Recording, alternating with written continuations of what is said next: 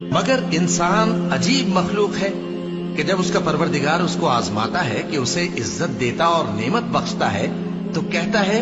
کہ میرے پروردگار نے مجھے عزت بخشی، اور جب دوسری طرح آزماتا ہے کہ اس پر روزی تنگ کر دیتا ہے تو کہتا ہے کہ میرے پروردگار نے مجھے ذلیل کیا۔ یوں نہیں، بلکہ تم لوگ یتیم کی خاطر نہیں کرتے اور نہ مسکین کو کھانا کھلانے کی ترغیب دیتے ہو، اور میراث کے مال کو سمیٹ کر کھا جاتے ہو اور مال کو بہت ہی عزیز رکھتے ہو۔ یوں نہیں،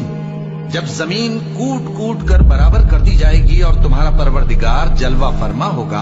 اور فرشتے قطار در قطار آ جائیں گے اور دوزخ اس دن سامنے لائی جائے گی، تو انسان اس دن سوچے گا،